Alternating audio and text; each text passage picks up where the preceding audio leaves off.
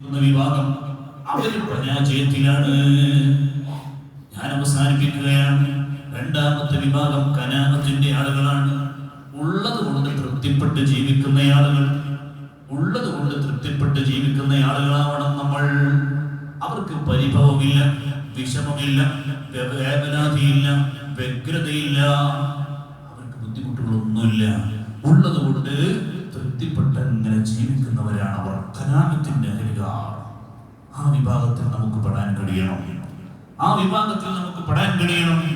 മൂന്നാമത്തെ വിഭാഗം എന്ന് പറയുന്നത് അത് ഞാൻ പറഞ്ഞ സാഹിര്യങ്ങളാണ്, സുഹൃത്തിന്റെ ആളുകളാണ്, പരിത്യാഗത്തിന്റെ ആളുകളാണ്.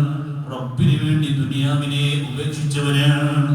ഇന്നലില്ലാഹി ഇബാദൻ ഫുതന തുല്ലഖു ദുനിയ വഖാഫുൽ ഫിതന.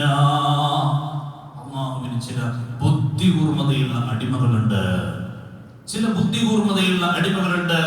നബി സല്ലല്ലാഹു അലൈഹി വസല്ലം തങ്ങൾ പറഞ്ഞില്ലേ, അൽ ഖയ്യിസു, ഏറ്റവും വലിയ ബുദ്ധിമാൻ എന്നുള്ളത് ദുനിയാവിനെ ഒഴിവാക്കി ജീവിക്കുന്ന ആളുകളാണ്.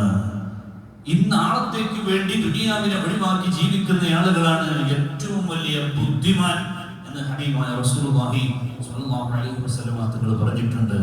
ഇന്നലില്ലാഹി ഇബാദൻ ഫുതന, അല്ലാഹുവിന് ചില ബുദ്ധികൂർമ്മതയുള്ള അടിമകളുണ്ട്. ത്വല്ലഖു ദുനിയ വഖാഫുൽ ഫിതന, അവര് ദുനിയാവിനെ ത്വലാഖ് ചൊല്ലിയ ആളുകളാണ്. ദുനിയാവിനെ അവർ ഒഴിവാക്കിയ ആളുകളാണ്. അവരാണ് സാഹിര്യങ്ങൾ. അവർക്ക് സ്വത്തുണ്ടോ ഇല്ലേ എന്നുള്ളതല്ല, അവർക്ക് സ്വത്ത് വേണ്ട എന്നുള്ളതാണ്. മഹാനായ ഇബ്രാഹിം ഇബ്നു അദ്ഹം റളിയല്ലാഹു അൻഹു, അവരുടെയൊക്കെ ചരിത്രം നമ്മൾ പഠിക്കണം. ഞാൻ അതിലേക്കൊന്നും കടക്കുന്നില്ല. ഖാറൂൻ എന്ന് പറയുന്ന മുതലാളി, ഖാറൂൻ എന്ന് പറഞ്ഞ വലിയ മുതലാളി, അയാൾ പരാജയപ്പെട്ടത് എന്താ കാരണം? അയാൾ പരാജയപ്പെടാനുള്ള കാരണം എന്താ? സമ്പത്ത് ഇങ്ങനെ കൂടി, സമ്പത്ത് ഇങ്ങനെ കുന്നുകൂടി. മൂസാ നബിയോട് അങ്ങേയറ്റത്തെ വെറുപ്പും ഇങ്ങനെ കൂടി. മൂസാ നബി സക്കാത്ത് ചോദിക്കുന്നു, സക്കാത്തൊന്നും ഞാൻ തരൂല, സക്കാത്തൊന്നും ഞാൻ കൊടുക്കൂല. ഇവർ കൂടി, സമ്പത്ത് കൂടി, സമ്പത്തിനോടുള്ള അലച്ച അത്യാർത്തി കൂടി. സ്വത്ത് കൊടുക്കുന്നില്ല, ദാനധർമ്മങ്ങൾ ചെയ്യുന്നില്ല, സത്യാർത്തി ഇങ്ങനെ കൂടി, സമ്പത്ത് ഇങ്ങനെ കൂടുന്നുണ്ട്, സ്വതത്ത് ചെയ്യുന്നില്ല, ദാനധർമ്മങ്ങൾ ചെയ്യുന്നില്ല, സക്കാത്ത് കൊടുക്കുന്നില്ല. പ്രിയമുള്ളവരെ, നമ്മുടെ ആക്ടിവിറ്റി നഷ്ടപ്പെട്ടു പോകും. അല്ലാഹു കാത്തു രക്ഷിക്കുമാറാകട്ടെ.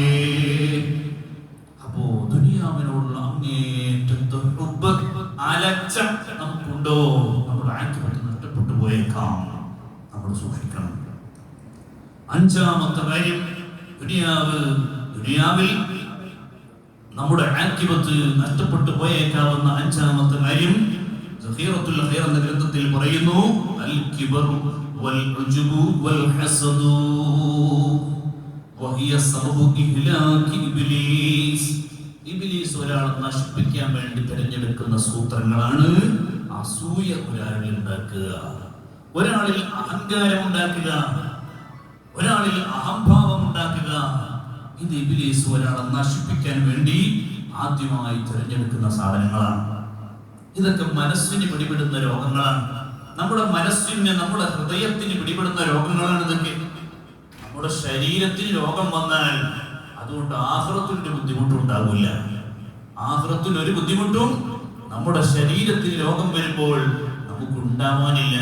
മറിച്ച് ആഖിറത്തിന് ഉപകാരം ഉണ്ടാകുക, ആഖിറത്തിന് ഉപകാരമാണ് ഉണ്ടാകുക. ഒരു ദിവസത്തെ പനിയിൽ ക്ഷമിച്ച് ജീവിച്ചാൽ പാപങ്ങൾ പൊറുക്കപ്പെടുമെന്ന് ഹദീസുണ്ട്. രോഗങ്ങൾ ഉണ്ടായാൽ പാപങ്ങൾ പുറത്തു കൊടുക്കുമെന്ന് അല്ലാഹുവെന്ന ഹദീസുണ്ട്. നബി സല്ലല്ലാഹു അലൈഹി വസല്ലം തങ്ങൾ നമ്മെ പഠിപ്പിച്ചിട്ടുണ്ട്. അപ്പൊ ശരീരത്തിന് രോഗങ്ങൾ വരുമ്പോൾ നമ്മുടെ പാപങ്ങൾ പുറത്തു കിട്ടുന്നു. ആഖിറത്തിന് ഒരു ഉപദ്രവവും നമ്മുടെ ശരീരത്തിന് രോഗങ്ങൾ വരുമ്പോൾ ഇല്ല, മറിച്ച് ഉപകാരമാണുള്ളത്. നമുക്ക് രോഗങ്ങൾ വരുമ്പോൾ നമ്മൾ അറിയാതെ തന്നെ അല്ലാഹുവിലേക്ക് ഇങ്ങനെ കൂടുതൽ ഇങ്ങനെ അടുക്കും. റബ്ബിനെ കൂടുതൽ നമുക്ക് ഇങ്ങനെ പേടി വരും.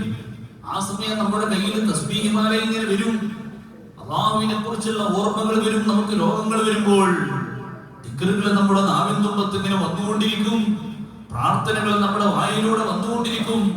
രോഗം വരുമ്പോൾ നമ്മൾ അല്ലാഹുവിനെ പേടിച്ചുകൊണ്ടിരിക്കുകയാണ്. നമ്മുടെ ശരീരത്തെ ഭയന്ന് നമ്മൾ റബ്ബിനെ പേടിച്ചുകൊണ്ടിരിക്കുന്നു. അപ്പൊ രോഗം വരുമ്പോൾ ആഖിറത്തിൽ ഒരിക്കലും ഉപദ്രവം ഉണ്ടാവില്ല. ശരീരത്തിന് രോഗം വരുമ്പോൾ മറിച്ച് ആഖിറത്തിൽ വലിയ ഉപകാരമാണ് ഉണ്ടാകുന്നത്.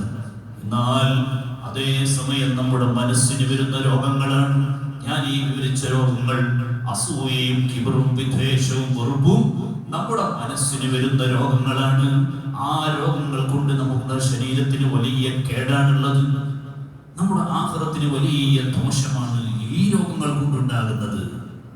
ഈ രോഗങ്ങൾ നമ്മുടെ അമലുകളെ പൊളിച്ചങ്ങ് കളയാണ്. കിബർ ഹബീബായ റസൂലുള്ളാഹി സ്വല്ലല്ലാഹു അലൈഹി വസല്ലം തങ്ങൾ പറഞ്ഞതല്ലേ, മൻ കാന ഫീ ഖൽബിഹി മിസ്ഖാല ദററത്തിൻ മിൻ കിബർ ലാ യദ്ഖുലുൽ ജന്നത മൻ കാന ഫീ ഖൽബിഹി മിസ്ഖാല ദററത്തിൻ മിൻ കിബർ.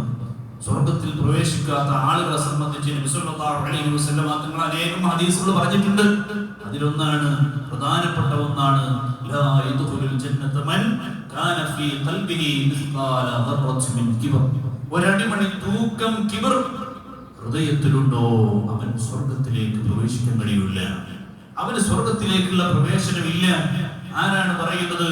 സ്വർഗം ഉദ്ഘാടനം ചെയ്യുന്ന നേതാവ് ഹബീബ് റസൂലുള്ളാഹി സ്വല്ലല്ലാഹു അലൈഹി വസല്ലം തങ്ങൾ പറയാണ്, കിബർ കൊണ്ട് നമ്മുടെ അമലുകൾ പൊളിഞ്ഞു പോകും. കിബർ ഉണ്ടായാൽ നമ്മുടെ സൽക്കർമ്മങ്ങൾ പൊളിഞ്ഞു പോകും. കിതാബുകളിൽ കാണാം, നമുക്കറിയാം, ഇബ്ലീസിന് സംഭവിച്ച പാതകം എന്താണ്? കിബറാണ്, അഹങ്കാരമാണ്. ഞാൻ തീ കൊണ്ട് സൃഷ്ടിക്കപ്പെട്ടവനല്ലേ, എങ്ങനെയാണ് മണ്ണ് കൊണ്ട് സൃഷ്ടിക്കപ്പെട്ട ആദമിനെ ഞാൻ സുജൂദ് ചെയ്യുക എന്നുള്ള കിബറിന്റെ അഹങ്കാരത്തിന്റെ സ്വരങ്ങളാണ് ഇബ്ലീസ് ലഅനത്തുല്ലാഹി അലൈഹി ഇത്രക്കും വലിയ അധപതനത്തിലേക്ക് പോയത്. ഇബ്ലീസിന് 80,000